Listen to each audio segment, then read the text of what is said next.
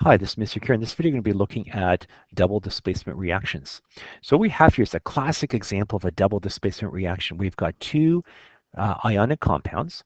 They're in separate containers, and we're going to be mixing them together. And when they're mixed together, the two compounds have a chance to react. And what happens is the metal of one is going to be displacing the metal of the other. So we're going to have a swap. So the magnesium, instead of being with the chlorine, is going to be with the carbonate. And the sodium, that's with the carbonate, is then going to be with the chlorine. So the important thing to remember is that we have these metals that are positively charged. That's the red over here. They're associated with these negative ions. So here's the chlorine, here's the carbonate. And afterwards, remember what happens, we're going to have a magnesium, and now instead of being associated with the chlorine, it's associated with the carbonate. It's always a positive and a negative. And then we have the sodium that used to be with the carbonate. It's now going to be with the chlorine, like so. So the important thing, we always have a positive and we always have a negative ion together. Let's actually look at this reaction now. So this is a great picture of the reaction, or the reactants. You can see here the magnesium chloride is in solution. So you can't see anything, but the ions are there. You just can't see them. Same thing's true with the sodium carbonate. They're also there. You just can't see them. And when this is reacted, what's going to happen is you're going to end up with this white powder. So what you do is you look at your solubility rules. You'll notice that sodium chloride is soluble. So this is going to be aqueous. And then you look at the magnesium carbonate, it's going to be insoluble. So it's going to form a precipitate, a solid. And that's what this white powder is. This white powder is this magnesium carbonate. And eventually this powder will precipitate out. So this is my actual reaction. So you can complete these. And the way you complete them is by checking the solubility rules. Here's another example of a reaction. We've got lead nitrate and potassium iodide. Both of them are in solution. Afterwards, what happens is the lead, which was with the nitrate, is now with the iodine, and this is insoluble. This is this beautiful yellow color, is this lead iodide. And the potassium, those with the iodines, now with the nitrate, it's the clear part.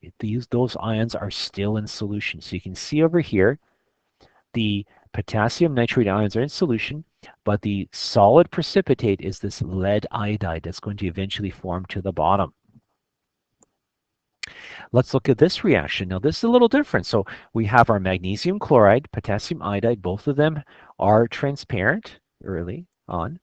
At the beginning, and you notice that the ions are in solution. And then afterwards, what happens is we still have a clear test tube, the clear solution. And what's going on is both of the potassium chloride and the magnesium iodide products are soluble. So all we've done is we've taken all of these ions that were in separate solutions. Now we've combined them into a single solution over here.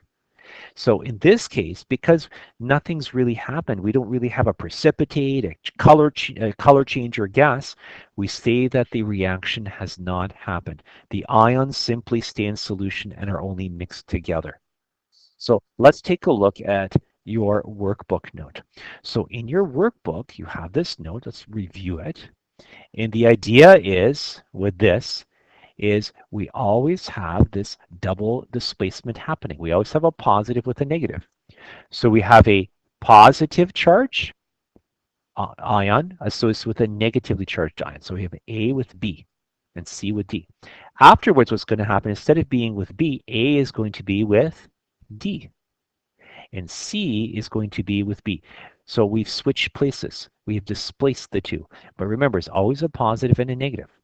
And in order to determine if a reaction actually happened, you have to have one of three things occurring. A precipitate has to form, a gas will form, or we're going to have a neutralization reaction. Today, we're looking at precipitate formation. So in order to have a precipitate form, what happens is one of the substances is going to be insoluble. So you use your solubility rules to determine this, as we saw. And then what you're going to do is you're going to complete the reaction. So let's look at these two reactions here. So the first one we've already seen before. Let's look at this first reaction. So what's going to happen is the lead is going to be displacing the potassium. So what's going to happen is we're going to have our lead associating with the iodine, and we're going to have the potassium now with the nitrate.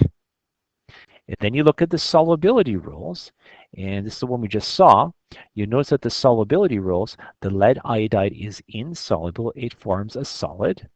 The potassium nitrate, what it does, it forms or stays in solution. So it's aqueous. So the reaction happens because we form this precipitate. This is going to be precipitating out. Similarly over here with the silver and nitrate and sodium fluoride, the silver is going to be displacing the sodium. So we're going to have silver, let me just change colors here, silver fluoride now, and sodium is going to be associated with the nitrate. So we're going to have these two.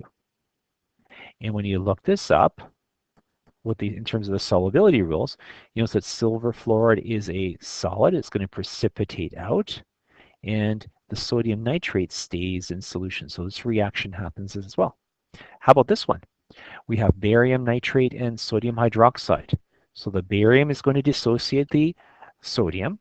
So what ends up happening is the following. Barium hydroxide is going to be produced. Oops, sorry. And then here we're going to have sodium nitrate.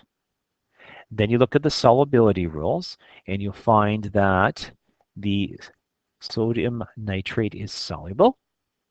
The barium hydroxide is also soluble. So what does this mean? Well, this should be AQ, not, sorry about that. So what does this mean that both of these are soluble? It means that we don't actually have a reaction happening. We have to write down the word NR, no reaction. What happened here was we have a situation where we've got barium ions, hydroxide ions, sodium ions, and nitrate ions floating around solution. Nothing actually happened. We didn't have a precipitate. We didn't have a gas being formed, no color change or anything like that. There's no evidence for a chemical change. So that's it for the first type of double displacement reaction.